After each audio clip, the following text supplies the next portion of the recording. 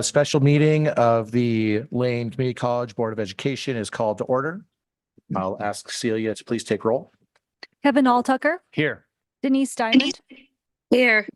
Austin Fulnagi, Here. Lisa Fragola, Here. Steve Mattel, Here. Zach Mulholland. Here. Okay, first on the agenda is going to be a land recognition. Shane Turner, are you able to provide that first, please? I am. Thank you. I'd like to start our meeting with the acknowledgement that the land that we are on is the traditional homelands of the Kalapuya people. The Kalapuya were stewards of this very land for over 14,000 years before their traditional way of life was forever disrupted. We start our meeting with humility and reverence for the original inhabitants, the Kalapuya. Thank you. With that, Board of Education, be aware there's equity lens document in the board materials to be aware of, to use as a lens as we approach this work. Next up is agenda adoption. I'll look for a motion and a second. I'll move to accept the adopted agenda. Okay, moved by Austin, second, and seconded by Steve. And all in favor, please say aye. Aye. Aye. Favor, please say nay. All opposed? Seeing none, that passes. Our main action item or discussion and action item for tonight is our interviews for replacement for our Zone 3 Board of Education member that stepped down, and we're now appointing a replacement. And so just for how this process is going to work, we're going to invite each of the applicants in. We're going to go through, introduce ourselves, ask them to respond to 7 questions that we have prepared. We sent those out to the candidates yesterday. So what I'm going to ask is, I'll read the first question. If we could just go down the line and have each trustee read one question. So Denise, if you could read question number 6 for us, please. And then if that's possible. I'm having technical problems, Zach, so I can't get both things at the same time. So I'm going to have to pass. Sorry. Okay. We'll figure that out within the room then. We'll come back to this end for 6 and then 7. Okay. Thank you. Yeah. Okay. Thanks for that. Yeah. Awesome. I can. So it looks like I have question 4. If I have the count right, I could also do question 6 if necessary. Okay. Well, why don't we'll go down the line and then we'll loop back to this side and finish and then Sounds good. go on. So in terms of how this is going to work, we're going to have each of the 3 candidates interview. We'll have a 5-minute short break in between for folks to finish writing down your thoughts on any particular candidates for your own personal notes. And then after we interview each of the candidates, all 3 of the candidates will have an additional about a 10-minute break for bathroom, as well as just to get your own thoughts in order around who you're talking. Each of the candidates, all 3 of the candidates will have an additional about a 10-minute break for bathroom. And so that'll be a chance for you to determine within your own mind who's your number 1, who's your number 2. And then when we come back, we'll have 2 rounds. So the first round will be who's your top pick and why. If there's a consensus candidate at that point, we can make a motion. If not, we'll do a second round of who is your second choice and why. And hopefully at that point, we'll be able to make a motion for the person with the most support at the end of that process. Excellent. Okay, so everyone will get a chance to say who their number 1 and their number 2 and why, and then we'll have that discussion at that point to make a vote. Are we going to introduce ourselves prior to the questions, or do you just want us to introduce ourselves when we ask our question? I think it would be helpful if we just said each of our names and gave the candidate a chance to say their name as well. Okay, and we just lost Denise again. Is there someone that can help her troubleshoot technology? She left the meeting. I know because she was getting feedback. She can't seem to get on her computer. Try to get her connected by phone, perhaps. That's what she was on, and that's what the feedback. I could call her and try to help her walk through it. If there's a feedback issue, perhaps since she's not going to ask questions, she could mute herself. That might help. Okay. Makes sense.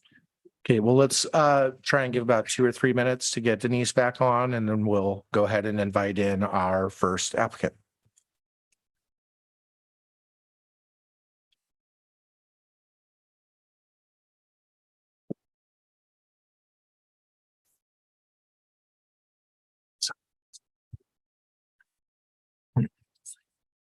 She's back. She is. Okay. Looks like we have Denise back. So with the go ahead with the thumbs up there, we will go ahead and begin our process. The first applicant is Julie Weissman. So if we can invite Julie in and then close the door.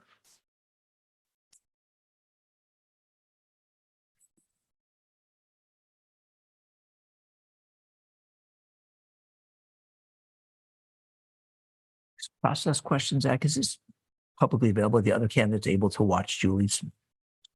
Technically, they could log in and watch from outside if they wanted to.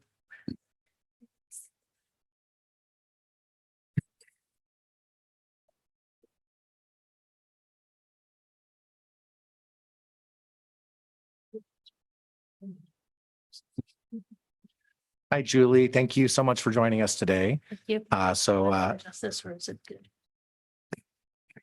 My name is Zach Mulholland. I'm the newly elected chair of the board. And thank you for joining us today. So just a little bit about how this is going to work. We've got 7 questions, which you should have received beforehand. And so we'll just walk through each of those questions. It's about 3 minutes for each answer, but we've got 23 minutes on the board and that time is yours. So again, my name is Zach Mulholland. We'll do a quick line of introductions, allow you to say your full name for the record, and then we will launch into the questions. So my name is Zach Mulholland, new chair. Kevin Alltucker, Vice Chair.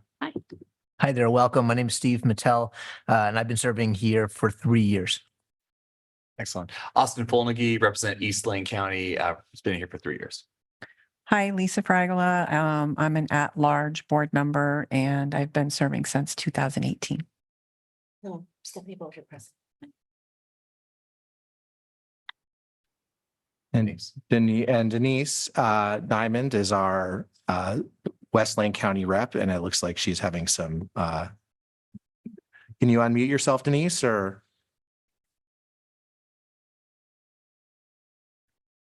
Okay. Well, Anyway, can you hear me? There we I'm go. an at-large Zone 1 member, Denise Diamond. And I live in Florence and I'm zooming in from Florence for this meeting. All right. That it? Yeah, and what's your name for the record? My name is Julie Weissman. I live in Springfield, I guess the Zone 3 position, which I guess is the reason I'm here. What else do you need? Well, I think we'll just launch into it now. So the first question is, why are you interested in serving on the LCC Board of Education? And what personal, professional, and volunteer experiences do you have that prepared you for a role on the LCC board? Well, I had a friend who reached out to me and asked me if I might be interested in this position. She knew that I had attended LCC about 12, 13 years ago when I returned to school and knew that I had actually been involved in community colleges in California. And so I did a little research and said, oh, wow, I actually am. That would be a really good fit. I really love community colleges. I think that community colleges are the heart and soul of any community. And so I decided to apply. I think that my professional experience as executive director, I'm currently the executive director of Hope and Safety Alliance, formerly Women's Space. But when I was in school, back in my 20s, I was in student government in De Anza College and ended up being very quickly, in about a year and a half, became the president of the Statewide Student Government Association in California, representing about 107 colleges and 1.5 million students, suddenly became a lobbyist and a representative of all students in that system, had to move to Sacramento and really learned more about the system of community colleges, not just from a student perspective, but I had to work with classified staff, I had to work with chancellors, I had to work with superintendents and instructors and really understanding the system and all of that and becoming a leader. So I thought, well, I could bring that experience to bear, come to Lane County board and bring my experience and love of community colleges here. So I thought that's how I could contribute. I'm so sorry. Kevin, the next question is going to be yours. This is a 2-part question. One of the board's responsibilities is to plan for the future of the college. What are the biggest challenges facing LCC and how would you try to solve them? The second part of the question is, what do you believe are the major opportunities? Well, I think the challenges for LCC is a similar challenge to pretty much any institution, which is financial stability and sustainability. And and building its own capacity to be able to actually manage the growth. I looked over the strategic plan that you all had forwarded, and those are definitely some of the goals that are there. So I think that those are the challenges and opportunities that get faced. So I think that anytime an organization is looking for financial stability and sustainability, they have to reach outside of their normal funding systems and actually start to be a little creative. And so I think that that's maybe where you're at the moment. I look at the strategic plan and make some assumptions about that. I don't pretend to understand everything you all have worked on and have forwarded, but I think that there are opportunities to work with the foundation. I think there's opportunities to work in the community. I think there's opportunities to work with business to try to find out if there's ways in which to build systems for like incubators to be able to expand, increase the enrollment, which is one of the objectives. And seeing if there's just ways in which to be more collaborative. I know that the story was told for the bond in 2020, very successful. How do you reach out even more to industry? How do we bring business here so that we can put more workforce in place? How do we build tax dollars? How do we address the 30,000 homes we have to put into this community to manage our growth? So I think the community college is, again, I believe, the heart and soul, and that should be front and center of all those conversations. So it's the challenge and the opportunity. And it's kind of exciting. I mean, I think that with the new president and new systems that are in place, I think that the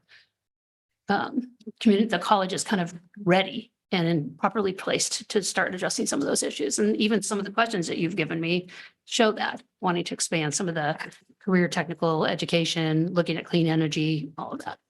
That would be how I would address that question.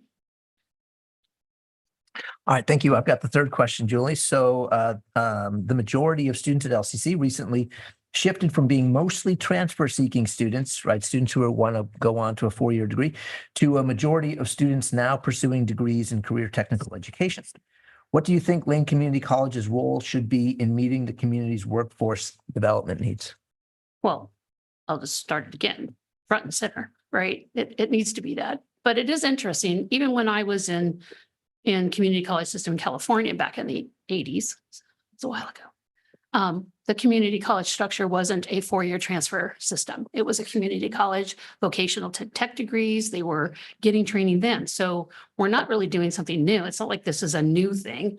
I think it's a narrative that's changing, that the four-year transfer student was the be-all to success. That's not necessarily true anymore. And we know that. And I think that our vocational industries have suffered. We need plumbers, we need electricians, we need construction workers to build all those homes I just mentioned. So I think that the community college has to address those. So the career educational tech, the program has to grow, and it has to get bigger, and it has to address the growing needs of the community. But it also needs to make sure that we have industry here that supports this community's development, so that we have to workforce. We have a lot of boomers here that are going to age out and they're going to retire, and the next level is going to go up, and we need entry-level positions in place, and we need some highly trained instructors to teach them.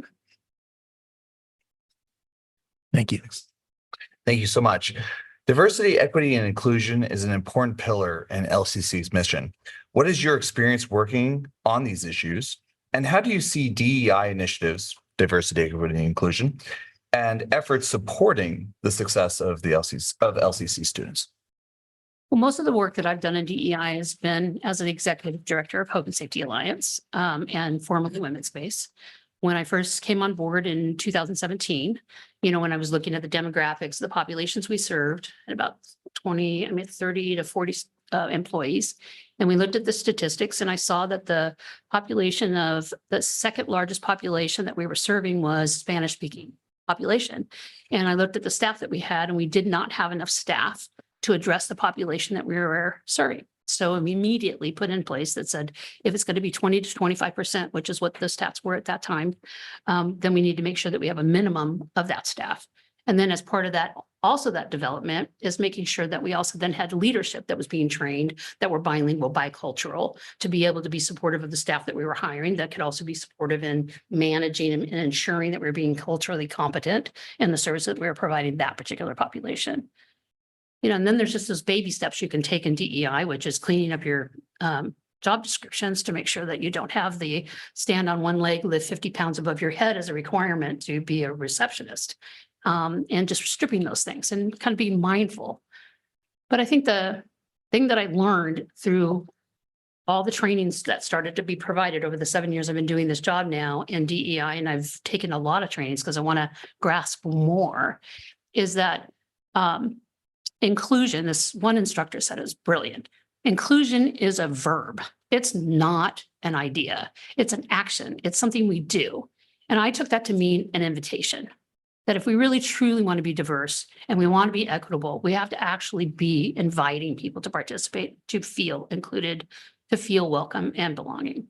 So for us, we built wage equity programs. We built, we changed our name because we recognized that our name was Women's Space and not providing the services. So a lot of people just didn't feel welcome. So instead of us saying, no, we serve everybody, come on and play in our playground, we'll serve you. We decided that that's not what inclusion is. Inclusion is saying, hey, I see you.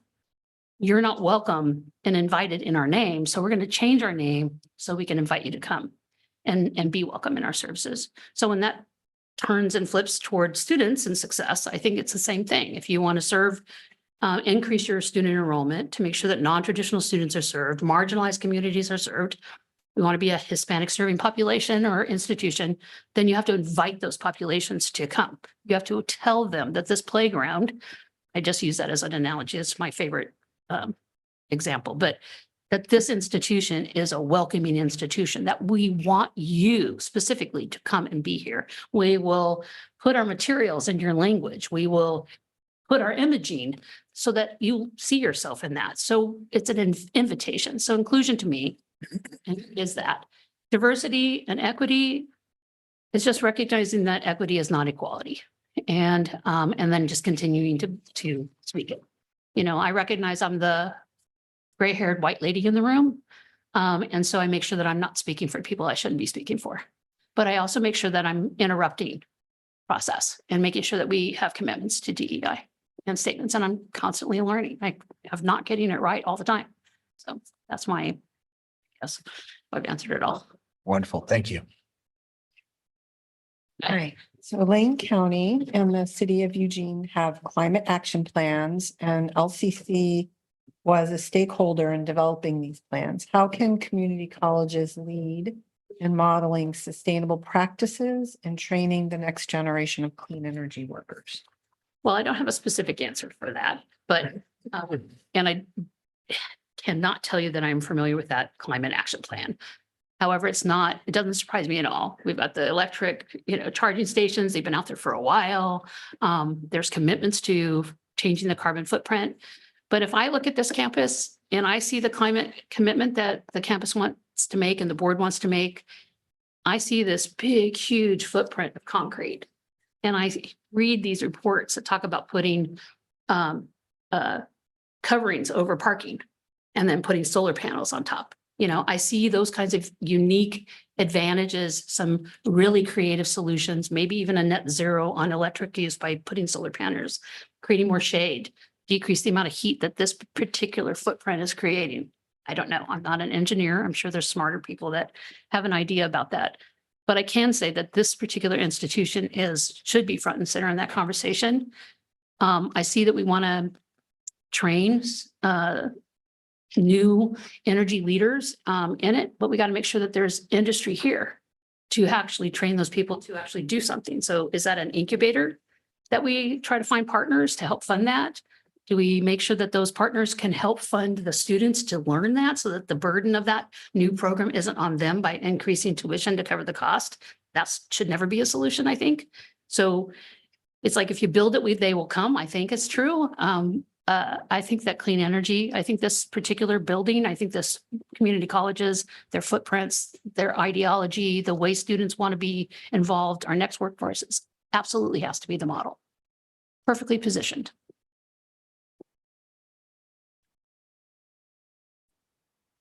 Okay, I think I'm back up again. What would be your top 3 priorities if you were selected to serve on the LCC board? That's a hard one for me. Being an executive director and working with my own board, it would be hard for me to say what my priorities are for you, and I don't even know you yet, and I don't know what you all have gotten to.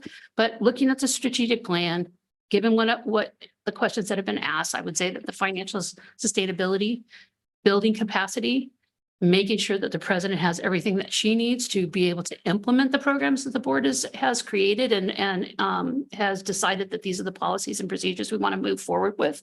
And building capacity isn't pretty. So people don't like to pay for administrative capacity building, but sometimes that's has to be done. So it's like looking for creative solutions. So those would be those priorities of capacity, sustainability, and then stability by making sure you always have the enrollment to support your instructors, making sure you have highly trained instructors who look like the workforce you want to train. So diversity, equity, inclusion is making sure that your instructors look like your students too, so that they see themselves in those possibilities and those futures. So I don't have exact answers, but those would be the same kind of priorities that you have in your strategic plan. I mean, those are very good priorities. If selected by the board, do you plan to run for reelection to this position in 2025? Sure, absolutely. That was easy. Yeah, I didn't need a minute for that answer. Okay, so we do have a little bit of time left. So I think if you just have any closing comments, ask for those now. I think the only comments I make is that when my friend asked me to consider this, I think I forgot how much I love community college. And when I returned here at 50 to complete the bachelor's degree that I abandoned because no one told me how to do that president position, and moving to Sacramento, it really foobarred my education. A wonderful experience, but I had the best experience of my life here. I fell in love with learning again. I can tell you right now, if my favorite classes were the 101 series in physics. I loved those classes. And so I inspired 5 of my friends to return to school when I came here. I spoke my story. And so storytelling and being an ambassador about those types of impacts that this institution can have on the lives, especially for even non-traditional students like me, you know, as we're all aging and living much longer, there's more opportunities to actually have another career. And so we want to attract those people to come and provide opportunities for enrichment or other opportunities. So I would love to be part of making a difference in the success of LCC. And so I leave it there. Other than that, you guys are doing a brilliant job, and thank you for all you do and for your service. Right. Thank you so much. Okay. We appreciate you coming in and speaking to us. Thank you, Julie. Thank you. Thank you, Julie.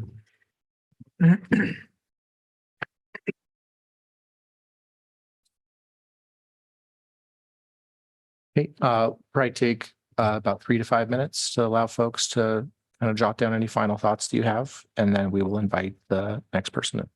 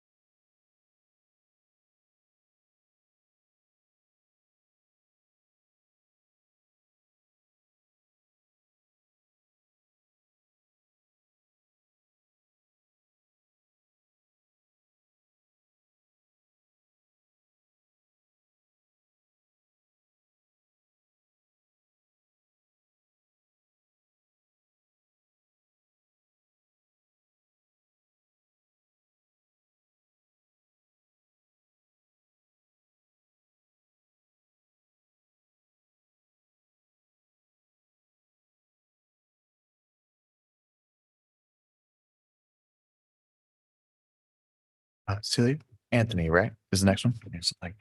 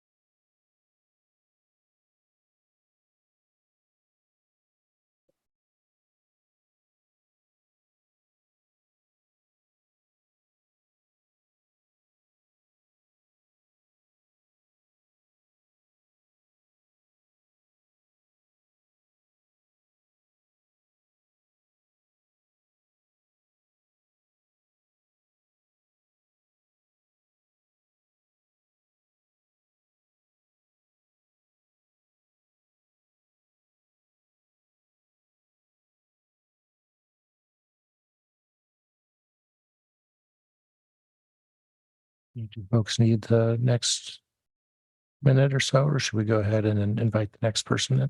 I'm ready. I'm ready. Ready?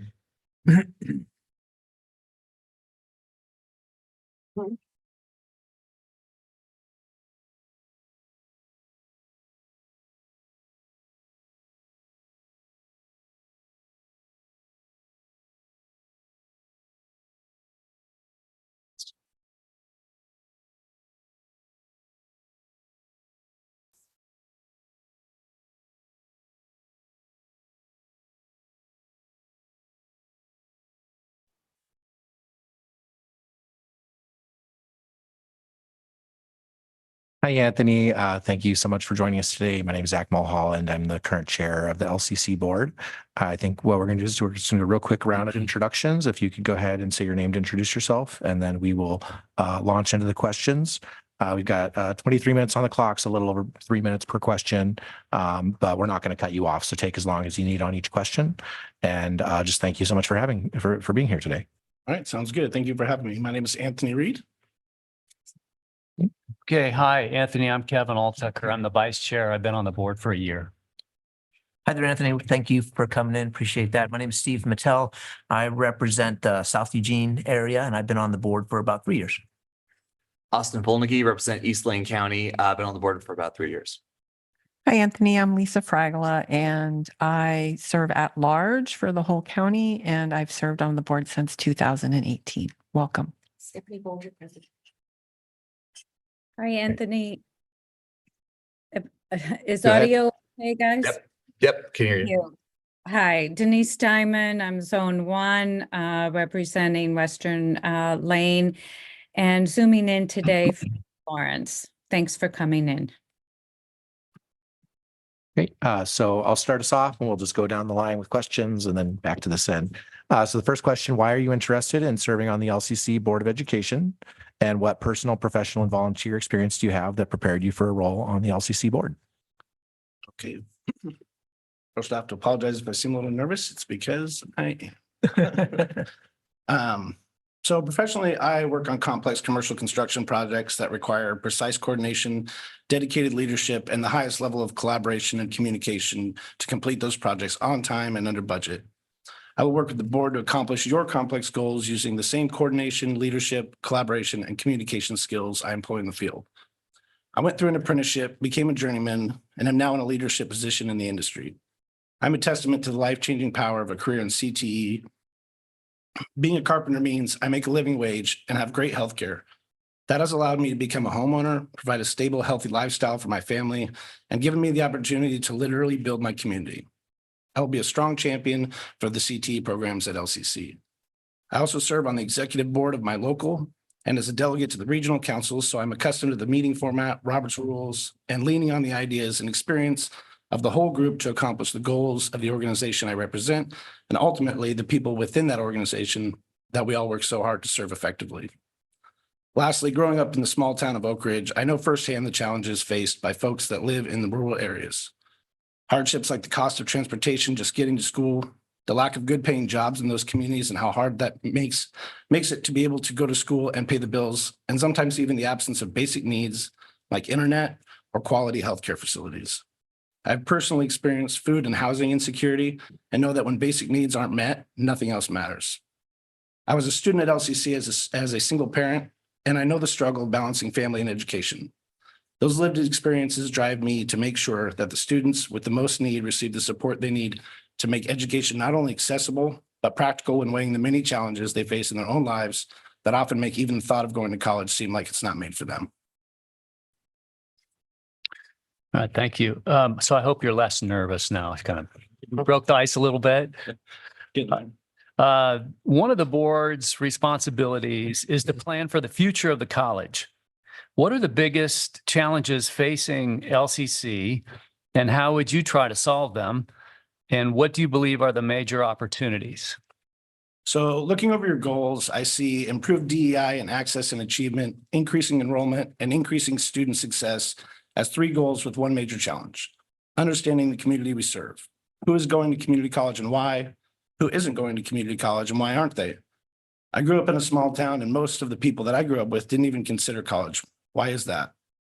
I believe that the board and LCC are in tune with the job market, demographics, and statistics of the area this institution serves. But is there a way to dig deeper into the heart of the communities?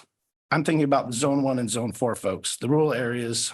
I would like to look into what those folks would want to get out of an education at LCC. And if we already have those programs, how do we get that information to those people and impress how an education at Lane could help make their lives better? Ultimately, that's the goal, right? Transforming lives through education. How can we reach the folks of Oak Ridge, Elmira, Lowell, or Cheshire and find out what those communities need to build a strong workforce in those areas?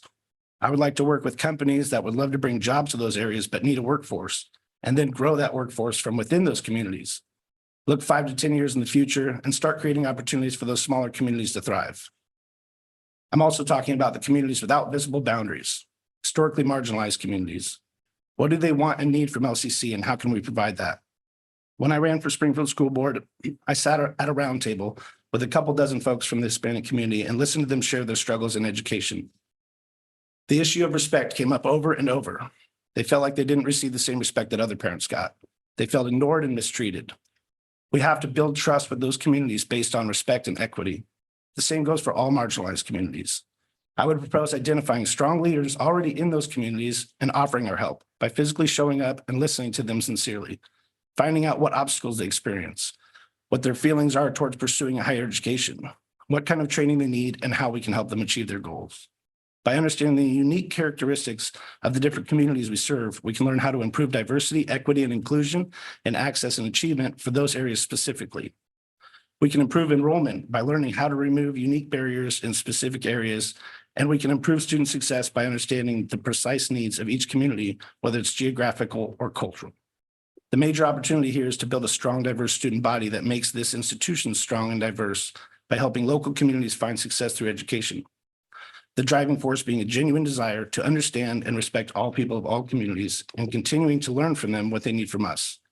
While this sounds like a daunting endeavor, and undoubtedly it would be, I believe it's work worth doing. All right, I'll ask the third question. The majority of students at LCC recently shifted from being mostly transfer-seeking students, right? Those who are transferring to a 4-year institution, to a majority of students now pursuing degrees in career technical education. What do you think Lane Community College's role should be in meeting the community's workforce development needs? This was the question I was most excited about. This question is close to my heart. I went through an apprenticeship, and it was the best decision I ever made. CTE is a straightforward and practical educational pursuit. Learn the trade, get the job, live a better life. Lane should be the premier CTE school out west, if not in the whole country. We now have the iTech building, which is an amazing facility and will be a transformative force for the people in this area. Lane's role in meeting the community's workforce development needs will always be communicating with the employers in each of the fields we provide training in. We need to know what the current and projected workforce needs are. We need to be the ones that leading employers call first when they have new equipment in the field and they need qualified workers to run it. We need to be the first people they call when best practices have changed and our curriculum needs updated, so we are constantly producing top-rate employees that are ready to do the work as it needs to be done now, not how it was done last year. Learning what certifications would give our graduates a leg up. when applying for their jobs and figuring out how to make that a part of our programs. Like our relationship with the diverse communities of people we serve, the business community should be one we strive to build trust with based on mutual respect and benefit. LCC must work hard to build those relationships and have that open communication so that we can stay up to date, produce top-rate candidates for current jobs, and be ahead of the game when it comes to the rapidly changing technical trades and the tools they use to be successful. The industry leaders should see us as their primary source for skilled employees and want to collaborate with us on making sure our ever-evolving training center is the most up-to-date and thorough when it comes to producing skilled workforce. I truly believe iTech to be a powerful force for good in this area and when it comes to changing the lives and building communities.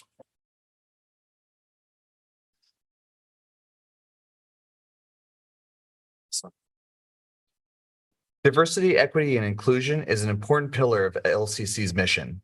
What is your experience working on these issues?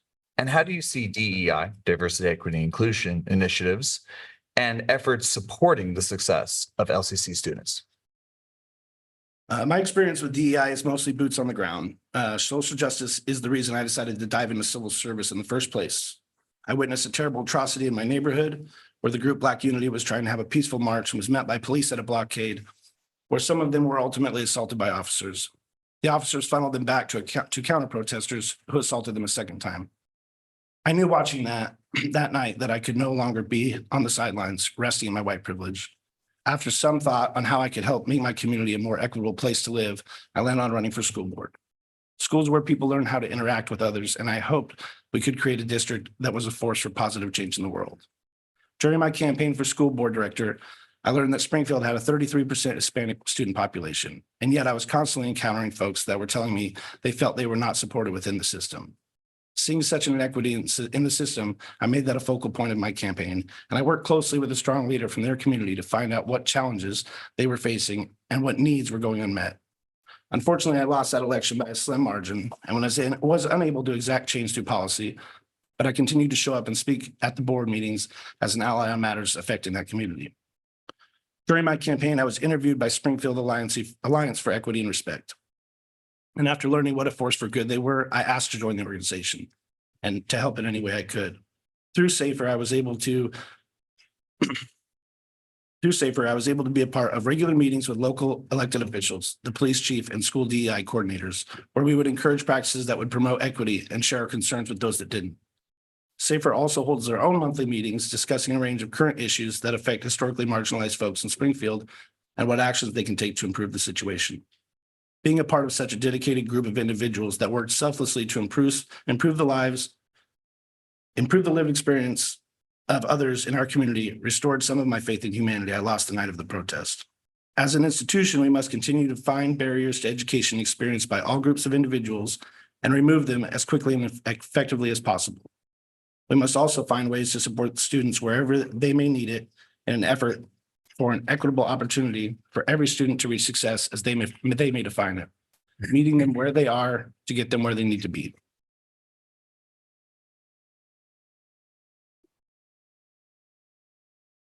Give me one moment while. Yeah, no worries.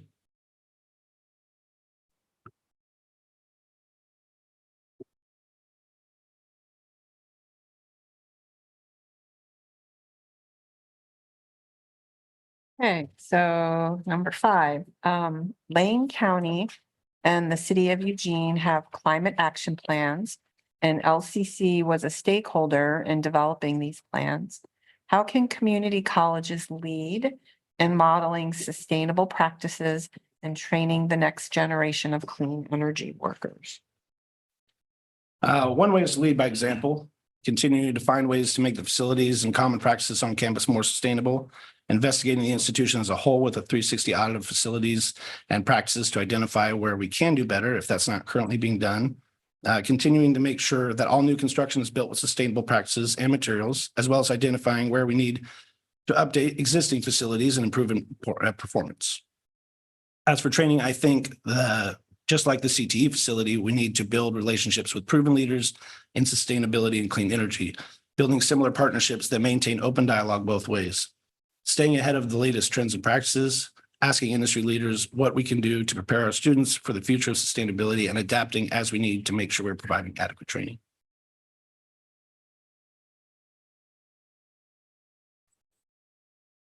Okay, next up is what would be your top three priorities if you were selected to serve on the LCC board? So first, successful launch of the iTech building. I see iTech as being a pillar of our community. Learning a trade is life altering. Making sure that our CTE programs are best suited to provide students with the skills and attitude they need to be successful in the industry, as well as providing a tier one product for industry employers. As I mentioned before, building relationships with the companies our students will one day work for and becoming a direct pipeline to those industries is a top priority for me. As a union carpenter, I received the best training you can get from an organization that has spent millions of dollars perfecting their methods. I truly believe that I can be of great help in guiding policy that will make iTech like no other training facility in the country.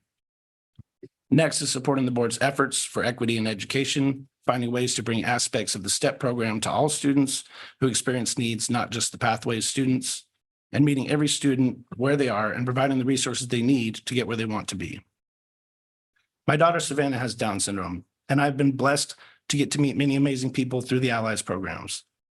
I would focus on strengthening our relationship with the people in our community experiencing disabilities and removing barriers to their path to success, as well as finding new ways we can support that segment of our community. And continuing to do the work of making the educational experience at LCC one that is racially equitable and inclusive. Finally, I would be making my education of the current goals and issues facing the board a priority. I've already spent many hours on board docs, reading up on the strategic plan, goals, programs, meeting minutes, and reports. In doing so, I really gain an appreciation for the direction that Lane is going and the vision of the current leaders throughout the institution and on the board. There's lots of work to do, but there seems to be a solid foundation for how we reach our goals.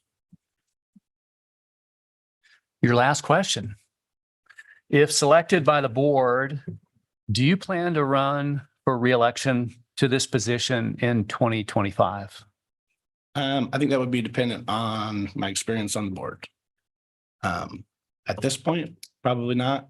But again, like I said, if I felt like there was more work to be done and that I would provide some value to the board, then I would definitely put my name on that. All right, we do have a little bit of time left, so I'll just say if you have any final thoughts that you want to leave the board with, any closing comments, now's the time to make them. And Okay. yeah. Apologize for my nervousness. I am acutely aware in looking over the board and at the other applicants that my resume may not stack up in as much experience.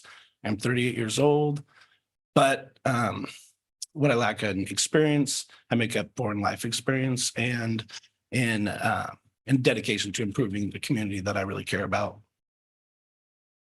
Thank you for this opportunity. Yeah, thank you so much Thank for you. coming. Thanks for Thank coming you. in, Anthony.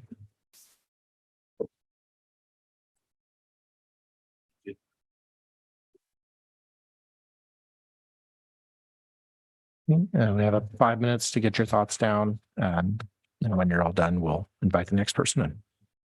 Zach, Yes. I just want you to know that the questions that were lost are now back. I have them again from Celia. So if you want me to take a question, I'd be glad to. Sure. If you want to jump in on number 6 this next round, that would be fabulous. Okay, thank you. Thank you.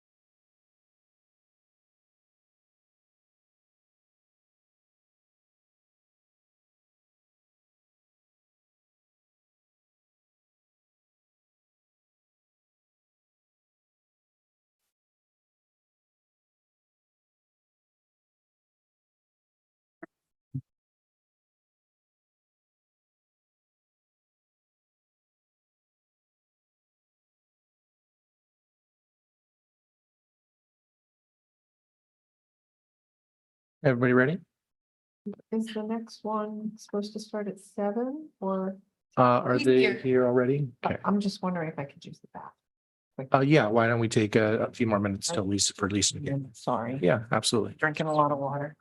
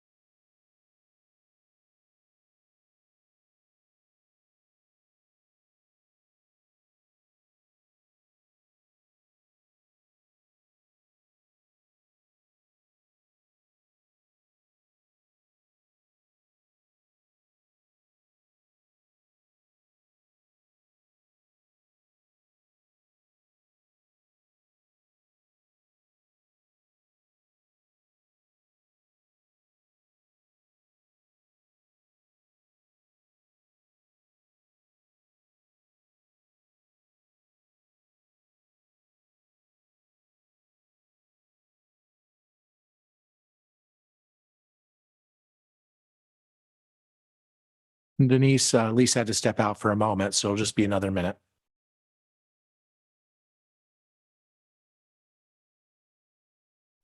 Celia, thank you for sending those questions. You're welcome. Of course. Yeah, please invite, Robert. Yeah. Thanks, Zach. Yeah.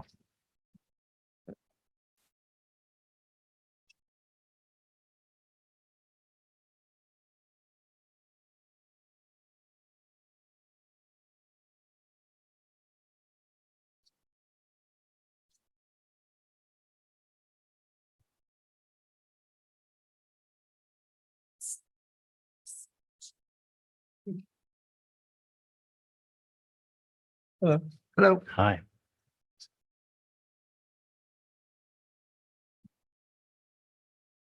Hey, Robert. My name is Zach Mulholland. I'm the current chair of the board. If you can go ahead and say your name for the record, and then we'll have each of the board members say their name, and then we'll launch into the questions. Absolutely. My name is Robert Brew. I go by Bob. Thank you.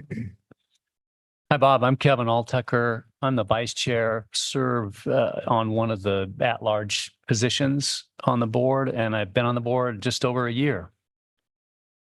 Hi there, Bob. Welcome. My name is Steve Mattel. I've been a board member for 3 years, and I serve in Zone 5, which is the South Eugene area. Austin Folnigy, I serve for Zone 4, which is the eastern part of the county. I've been on the board for 3 years. Hi, I'm Lisa Fragola and I serve at large for the district and I've been on the board since 2018. Stephanie Bolger, president. Okay, Bob, so we have 23 minutes for the interview. It's a little over 3 Hi, minutes. Bob. Oh, I'm sorry. That's okay. Hi, Bob. I'm Denise Diamond. I represent Zone 1. I've been on the board just a little bit over 1 year, and I'm zooming in from Florence. Try that again. Bob, thank you for joining us tonight. So we've got 7 questions, which you should have received yesterday. We've got a little bit over 3 minutes on the clock per question, but we won't cut you off. So take as long as you need on each question. And when we get to the end, we'll give you a chance to do any final comments, and then we'll say thank you, and we'll vote after that, hopefully later tonight. Thank you. Okay. So the first question is, why are you interested in serving on the LCC Board of Education? And what personal, professional, and volunteer experiences do you have that prepared you for a role on the LCC board? Sure. Thank you for that question. So, excuse me. I was just doing the math. I graduated from Springfield High School, and my first college experience was at Lane Community College. 40 something years ago. And so I've been really always proud of my association with Lane Community College. Since that time, I've had the opportunity to grow in my educational career and professionally. I ended up getting a bachelor's in economics and then a master's in business administration, and then further certificates in public administration. For the first, I would say 2/3 of my career, I was mainly involved in public finance. I was the budget director for the city of Springfield, the Eugene Airport, the Eugene Police Department, later the budget and finance director for Oregon's Secretary of State when it was held by Kate Brown. And then the last 8 or 9 years or so, I've been involved in the public sector education. So I was the director of what was then the Oregon Student Access Commission, later the Office of Student Access and Completion. There's a financial aid component for the state of Oregon. So we administered the Oregon Opportunity Grant, the Oregon Promise, and a variety of other scholarships and programs. When that organization became part of the Higher Education Coordinating Commission, I was in that director role during the transition, and then after the transition, I became deputy director of higher education and retired from that position about 4 years ago. In addition to that experience, I've also been on the City of Springfield Planning Commission, as well as the City Council. So why I want to, why I applied for this position, I believe I bring a lot of experience that I want to give back to the community and to Lane Community College, because it's been very good to me, and I would hope that I could be of help. One of the board's responsibilities is to plan for the future of the college.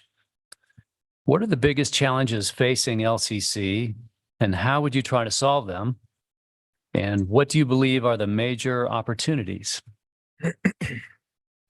So I think some of the biggest challenges continue to be the hydraulics between state funding and tuition.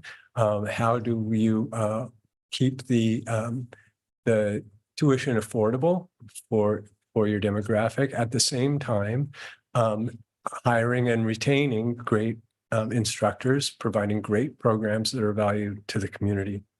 In addition, I don't think it's news to anybody that stop-outs and dropouts are a huge issue. The biggest, I love it when a student graduates or gets their certificate, even if they have to go into debt to do so. The biggest tragedy of our education system is students that end up going into debt and then come out of school with nothing to show for it that they can take into the job market. So I think that continues to be a critical issue, not just at Lane, but in higher education in general. And then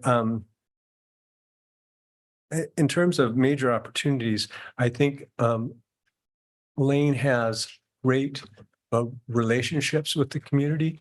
It's clear from your recent bond experience that the community thinks very highly of the work Lane does, and they see great value. And I know that President Bolger has done great work in building relationships in the community. I think that's very valuable in furthering that for lack of a better term, political capital in the community. As you go forward, I think that you are investing in the school and in the community through the capital program, through the applied baccalaureate programs. I think that those are the opportunities for the university to be, for the community college to be relevant and dynamic in meeting the needs of their students. All righty. Question number 3. The majority of students at LCC recently shifted from being mostly transfer seeking students, right? Those going on to a 4-year degree, to a majority of students now pursuing degrees in career technical education. What do you think Lane Community College's role should be in meeting the community's workforce development needs? I think it's, thank you for the question. I think it's a critical niche for the college. I think that the partnership that the college builds with the business community is symbiotic.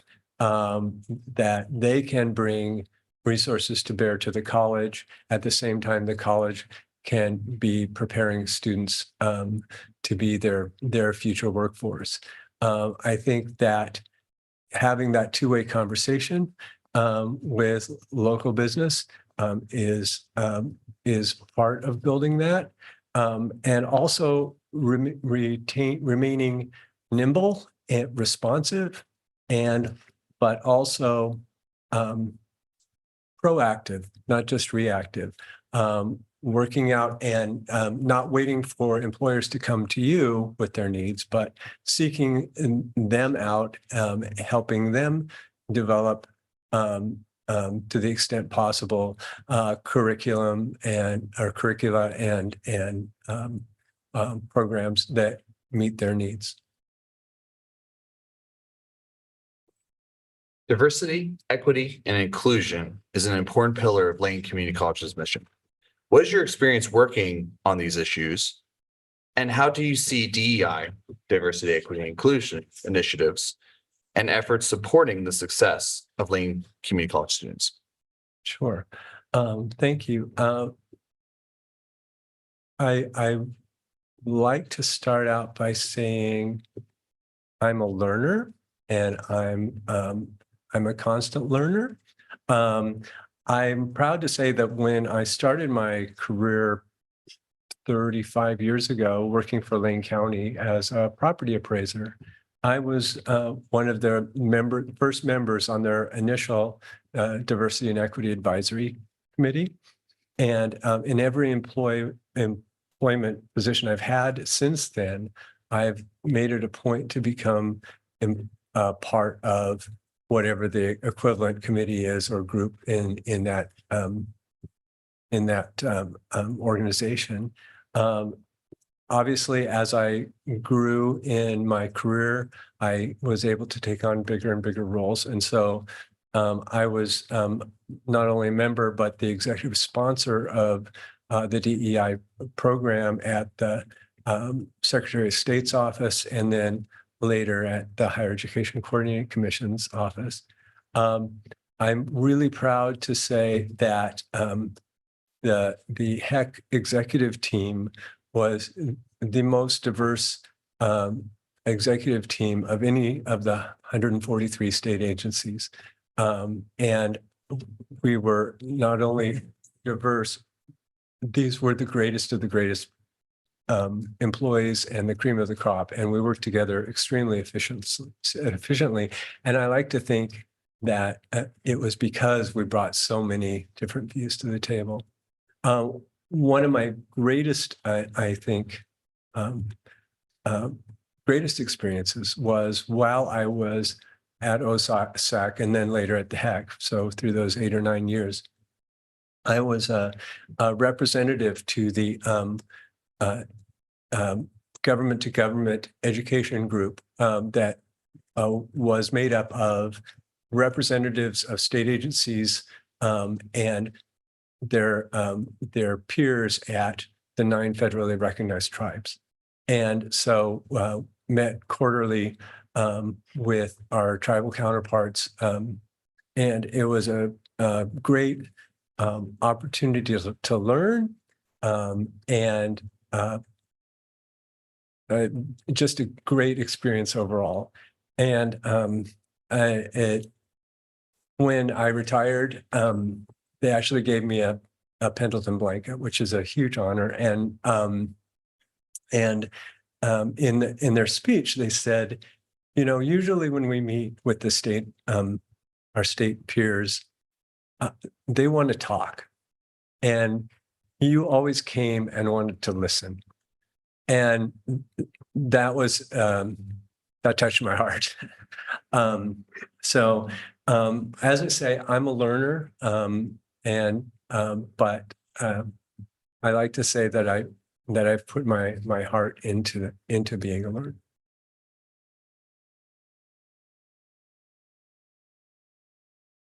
Okay, my turn. Lane County and the city of Eugene have climate action plans, and LCC was a stakeholder in developing these plans.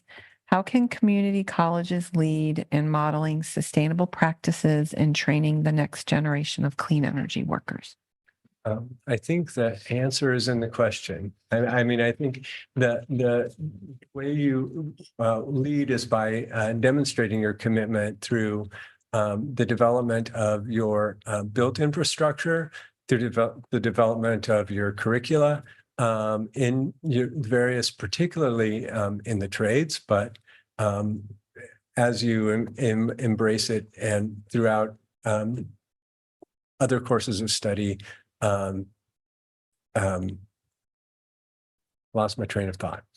But then I'd also say that in developing your courses of study, working with industry, I had the chance to tour Oregon Institute of Technology and the work that they're doing with clean energy in partnership with multiple industries, creating internships and career pipelines.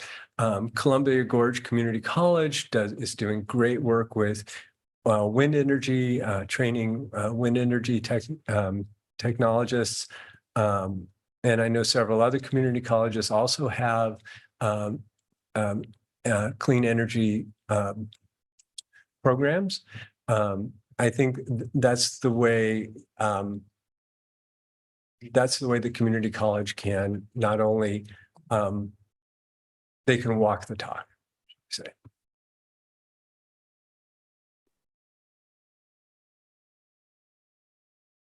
For our sixth question is, what would be your top 3 priorities if you served on the LCC board?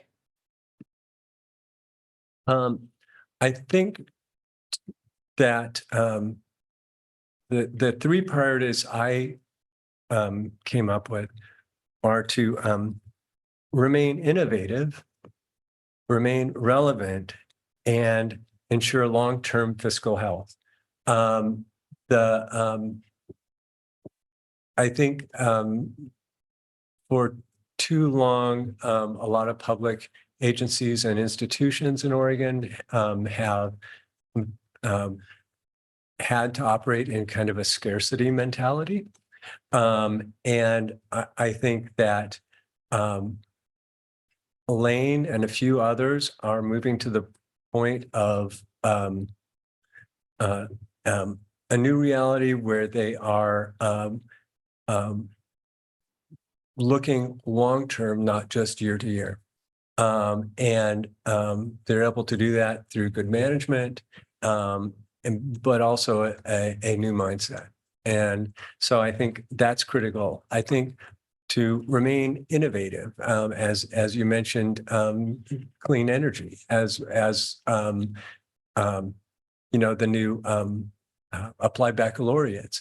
These are responsive to the needs of the learners, but also responsive to the needs of the community. So you're serving both.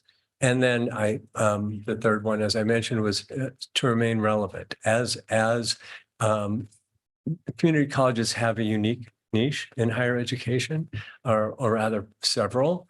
And so as you're adaptive, as you're innovative, people continue to see the worth of community colleges, and you maintain that public goodwill that you've seen, you know, certainly over the most recent past.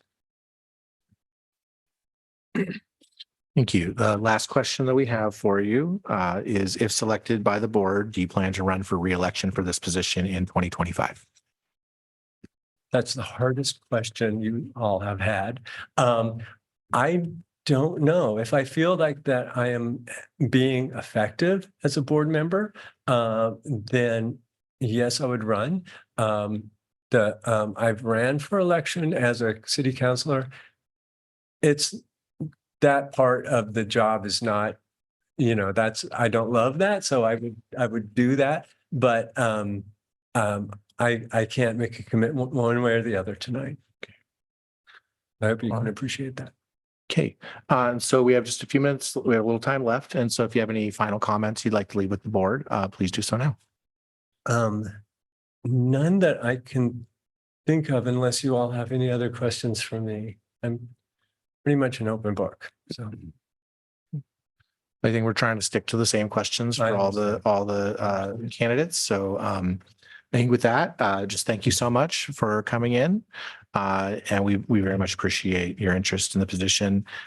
So we'll have another 5 minutes to sort of finalize our thoughts on this. We'll have a 10-minute break for a bio break, as well as to determine for each of the trustees who your top second and third choices are. Please don't discuss this during the break. Please just, for your own mind, get your 1, 2, and 3 and why. And then when we come back, we will have folks speak to their number 1 and their number 2, and then have a motion after that. Thanks for coming. Thank you, Bob. Thank you, Bob. Thank you.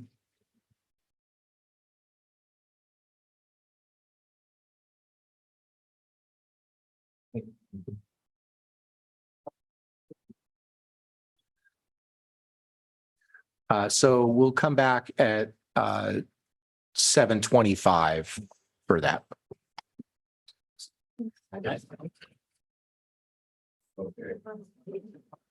Okay, great.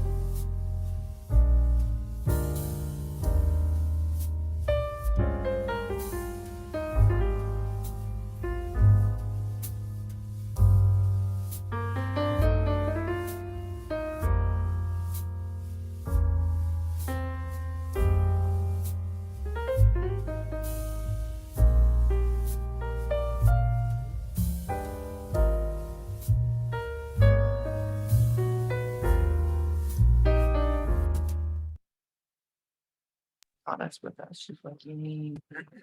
And we're on. Okay, we're back with the Lane Community College Board of Education special meeting, where we've been interviewing to fill the position for our Springfield trustee. So we got done interviewing our three candidates. I think I'd just like to start by saying that Lane Community College would be lucky to have each of these candidates on our board. I'm extremely impressed with each of the candidates, with their resumes and with their responses to our questions tonight. But with that, I'd like to open up a round where we can actually just say who your top pick is and why that is your top pick. And then we will move to the second round of the process. Okay, great. Thanks, Zach. Yeah, I agree. Three well-qualified folks. I really appreciate all three of them putting themselves out there for consideration. But I do have a clear top choice, and that would be Bob, for the following reasons, based on his experiences. So he's got higher education experience with the HEC. He's been director of the State of Oregon Office of Student Access and Completion. So he's got actual experience working in the higher ed realm. He's been an elected official, so he kind of knows what goes along with that. So he was a city councilor for the city of Springfield.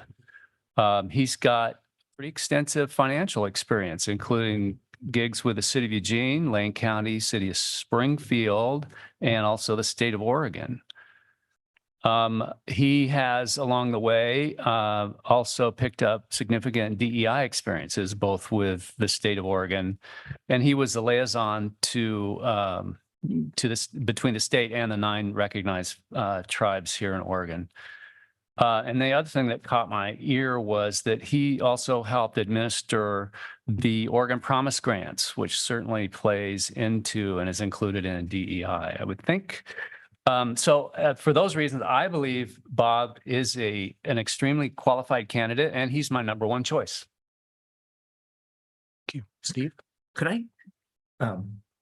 I take a pass for the moment? I'm still thinking. Sure. Excellent.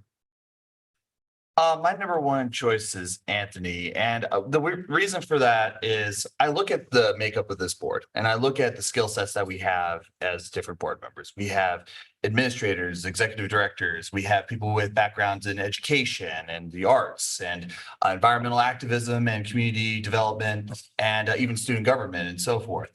And also just statewide advocacy for higher education and everything like that. But we don't necessarily have someone who, and all those, by the way, are part of community development and building up a community. But Anthony, like, literally builds our community. He literally swings a hammer and a nail to essentially build our community from the ground up. He's involved in a lot of different community organizations that, specifically with Hispanic leaders, which being an HSI inspiring institution, I think is really critical and really important. His DEI questions was very boots on the ground, which I really appreciated, because we could definitely talk about DEI in a 30,000 foot level, but he was actually talking about like on the ground with protests, with seeing discrimination and harassment on the ground level, and then taking action because of that, as well as looking after access for those with disabilities. And there was a lot of like DEI actions that was really, really amazing to see. And there was that equity lens behind those actions. I also just want to simply state that in my past experience with Klamath Community College Board, we had to appoint someone for a board seat there too. And we appointed a gentleman who only graduated from high school and had a certificate in jewelry design. Really short certificate program. And so he was a jeweler essentially. And even though he did not have, like, on the board, we had somebody with a master's degree, PhD, we had someone who was in workforce, economic development, all this like administrative, all really interesting skill sets on that board.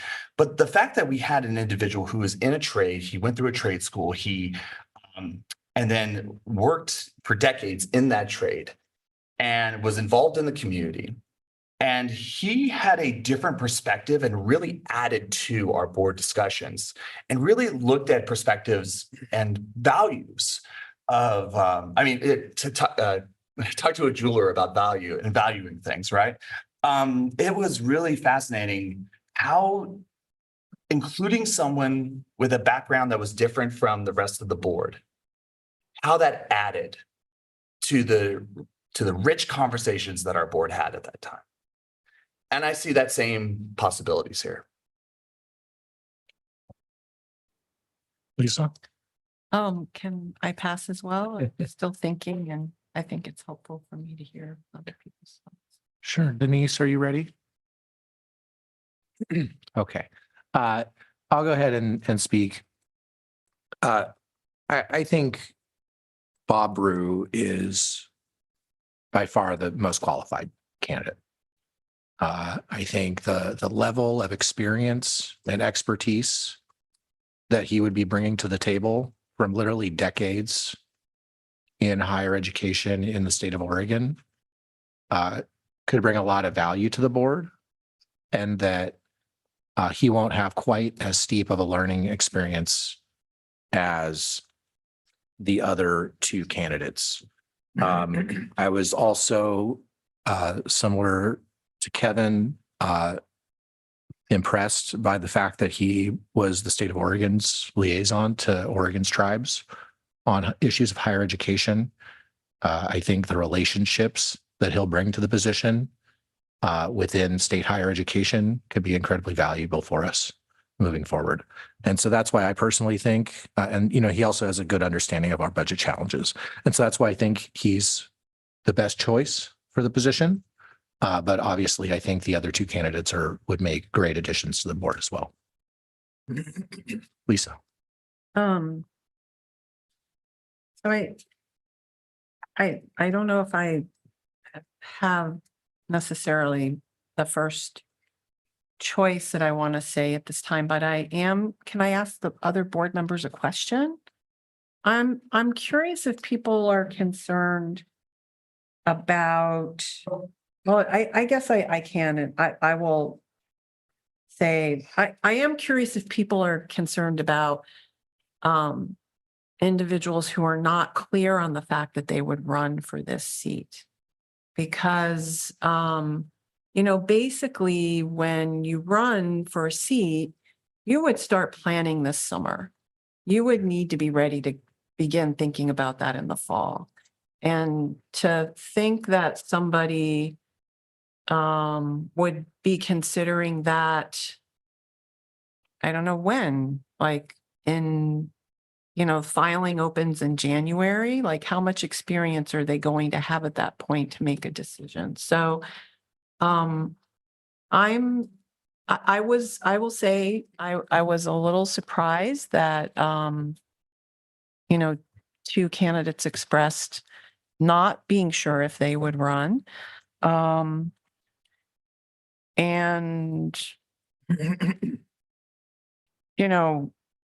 like you said, Zach, I think we have three exceptional candidates. And I personally am not looking for traditional, administrative experience. I'm looking for the perspectives and experience and the stories and the ability to provide or represent different voices on the board. So I am curious what people think about whether or not somebody indicated, it was a question, whether or not somebody indicated that they would run for re-election or not. No, I will respond. That was my main concern, actually, with that was the one red flag that I had with that candidate that I think would be the most qualified. Mhm. Austin and then Steve. Just to Lisa's question, which is that I don't think it was a question that we asked, and it's nice if they said yes. But at the same time, though, I mean, all three of them could even run for this office, right? I think they would make excellent candidates and so forth. But it is a lot to ask of people to campaign. I've actually been having conversations with Abby Lee, our new OCCA director, about that very question. Why do we become board members? And that's a tough challenge, and it's a tough question. And it's okay that they are willing to come here and serve in the here and now, and then have that time to decide whether they want to run for election or not. So I'm okay with them saying no. Yeah, so I'm okay with it. To answer your questions. Steve and then Kevin. Well, I'm just going to jump in with my top choice first and then try to answer Lisa's question also. So there are two for me that were very close, which is why I hesitated. I'm having a hard time deciding between them. In any case, I think having listened to at least some of the fellow board members, I am also ready to throw in my hat with Bob as my top choice for similar reasons that have already been expressed. His resume, right, is significant. He offers some skill sets that that we as a board could benefit from. The finance experience, as Kevin said, is really valuable to us. The connections, previous connections at least, at the state level across a range of organizations is valuable to us. The fact that he's representing Springfield on the board and has significant experience representing Springfield, right? So he you could assume, I think reasonably, that he understands that that zone reasonably well, given his experience as working there significantly, but also as an elected official. I liked I liked that he said and gave some evidence of being a good listener. I thought that was valuable. I liked the fact that he has connections to the tribes. I think we needed strategic thinking at the board level. It's what ultimately are charged to do. And I thought 2 out of the 3 actually had that ability. So in any case, he understands it. Based on his responses to questions, I felt that he had a good grasp of the role of a board member. So in any case, I think he's the best choice at this point in time. Sorry, and I said I would answer your question, right? Sorry, I Yes, forgot to do thank that. you. I also was surprised that 2 out of 3 said, at least weren't ready to commit. They didn't say yes, they didn't say no, but not so sure. I don't know. I don't know what to make of that. I was very surprised by that. Certainly caught me off guard when Bob said it, when Anthony said it as well. Honestly, at this point, I'm just kind of setting it aside because I'm just not sure what to make of it exactly. I'm surprised by it. Denise. Well, I was just curious for Steve, what you were debating between 2 people, and I was just curious who the other person was, if you care to Well, share.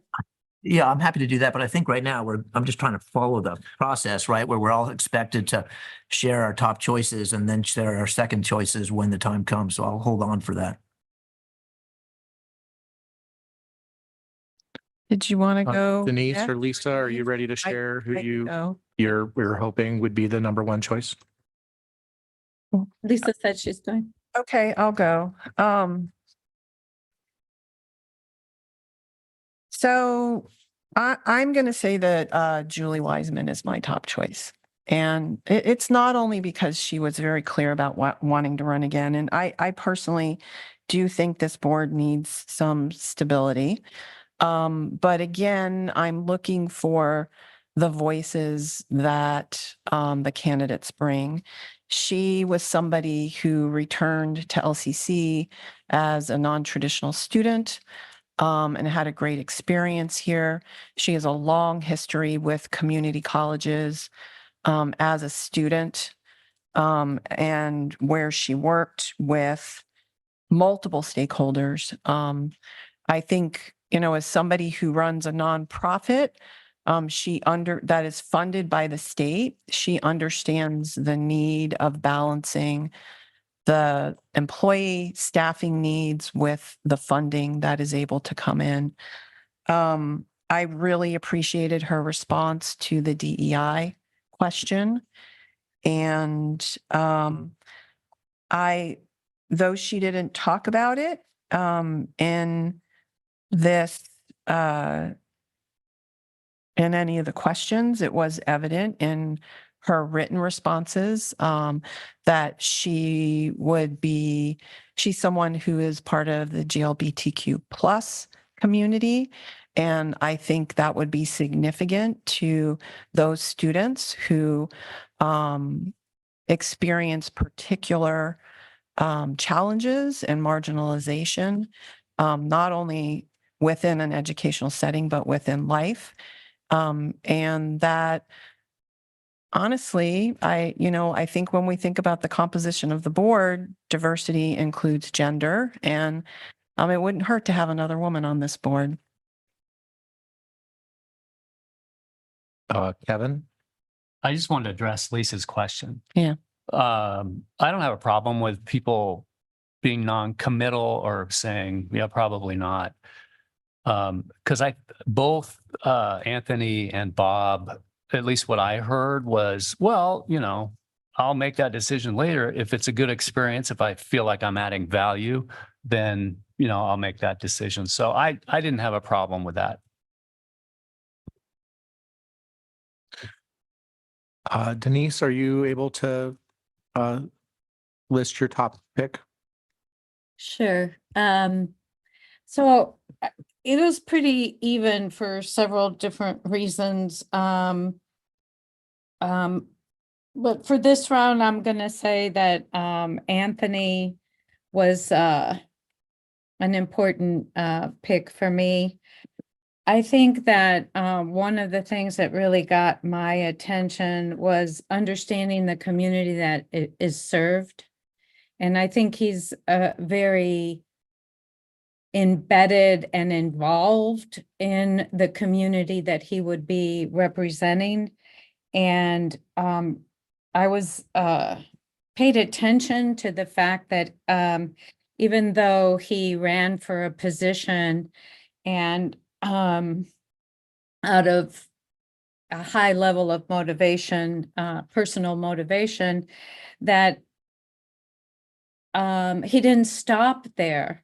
He continued to go to the school board meetings, to be an ally, and to speak up for the needs of the community as he saw them. So I think the answers to being in the community, being boots on the ground, very much concerned about respect and showing respect to inclusion and community members, I thought were very important messages.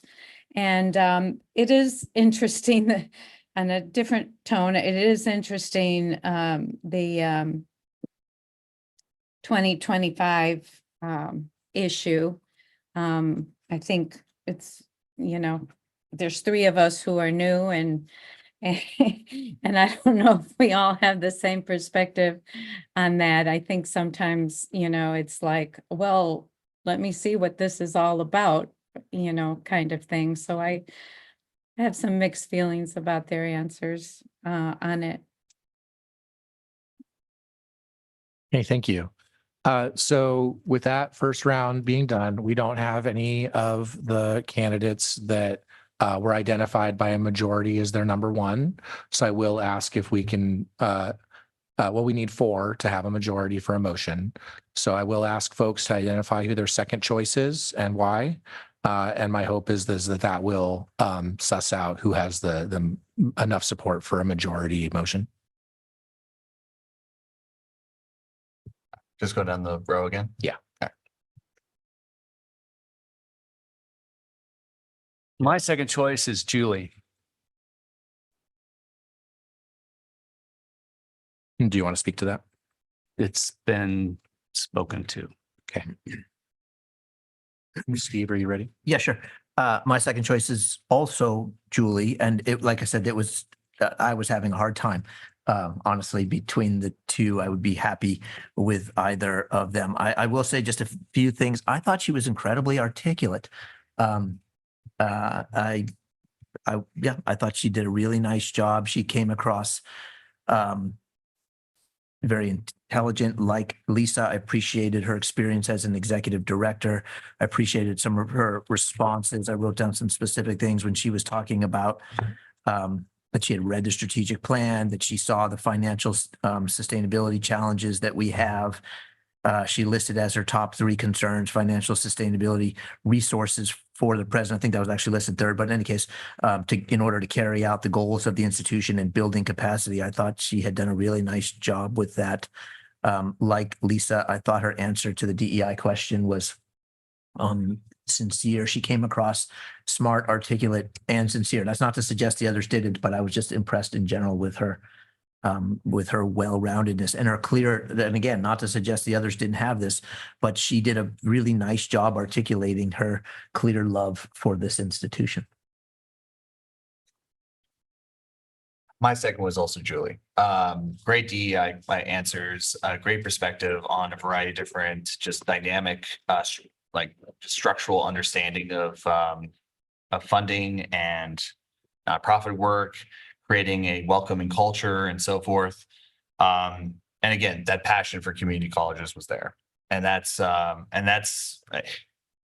big reason why we're here. So it was actually really close between my 1 and 2. And yeah, let's see here. Just wanted to make sure I cover all the reasons. Also, student government also is something that was really great to hear that she experienced that. Non-traditional student. I also think that that's really critical that we have non-traditional students be a part of this board.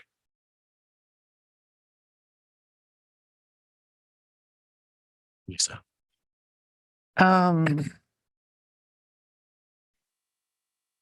So my second choice would be Anthony.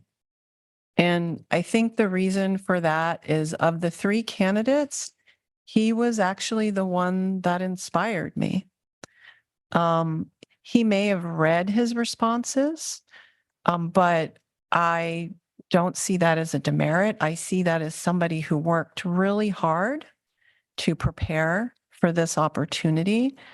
And I, like Denise, I really picked up on the fact that after he lost an election running for the school board, he made the choice to engage with the community in ways that would still make it a better place.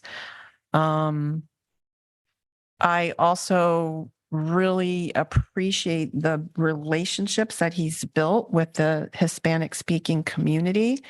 They go pretty deep. And I appreciate that he would bring a diverse ability perspective. As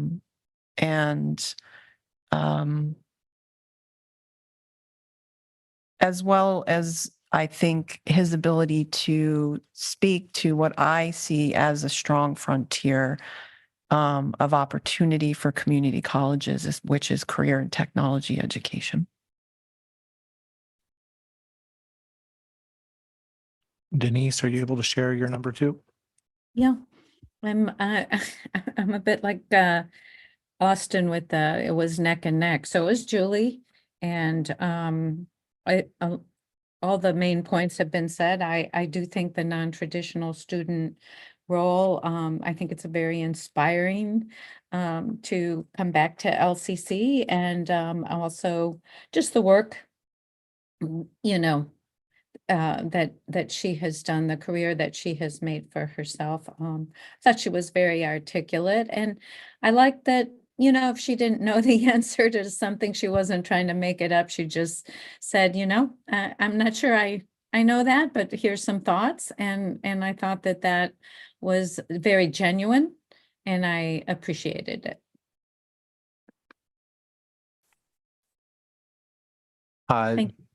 Thank you. Julia was also my second choice. It was very close between her and Anthony. I agree that Anthony was very inspiring with some of his answers. But I thought the work that Julia did at her organization, incorporating DEI into their practices, recognizing that if they wanted to be a Hispanic serving organization, that they needed to hire Hispanic staff, and that they took that upon themselves and pushed that and changed that. Working, even changing the name of the organization to be more accessible. And so it was, it was very close between those two, but I narrowly thought that Julia would be the better candidate. And then the fact she was willing to commit to staying around, I think was important in that, it is a lot to learn. It is a steep learning curve, and there's value in having people that are going to stick around for a while. Just give me just one moment here to tally this up. My impression is that, while there were 3 people that thought Robert would be the best, there was no one that thought he would be second best. And so I'm really thinking that Julia is probably the most consensus candidate. If you go to the number 2s, that could actually get a majority. And so does anybody want to speak to that, or are we I'm ready to move. prepared for a motion? Yeah. Okay, then Steve? Oh, unless you were going to do it, I'll do it. go ahead. I move that the board appoint Julie Weisman to the Zone 3 vacancy on the LCC Board of Education. I'll second. All in favor, say aye. Aye. Sir, Would you like to speak? I just wanted to speak on. the Would motion, anyone like yeah. to speak to the motion? Just overall, I really appreciated all the candidates, and obviously all of them are welcome to run in 2025, of course. And I'm really pleased with this as far as with all the things that were said. And I really look forward to an opportunity to work with Julie on this board and bringing that experience to this board. Okay. Do you want to do a roll call or just do it by acclamation? Okay, all those in favor say aye. Aye. All opposed? It passes unanimously. So we will invite Julia Weisman to Julie? I'm so sorry, Julie Weisman to our retreat if she's able to join us then, but if not, she can join us at our meetings in September. And then I would just like to reiterate one more time, thank you so much to Anthony Reed and to Bob Brew. I think you both would have brought a lot of value to the board, and I'm hoping that there's ways that we can find for you to help, even though you weren't appointed to the board, and just very much appreciate your service to the community and everything that you brought tonight. Thank you so much. And with that, I believe we have for future meeting dates, we have our July 20th board retreat. And with that, we are adjourned. Thanks, Zach. We do have an executive session, so we will come back at 8 o'clock for a short executive.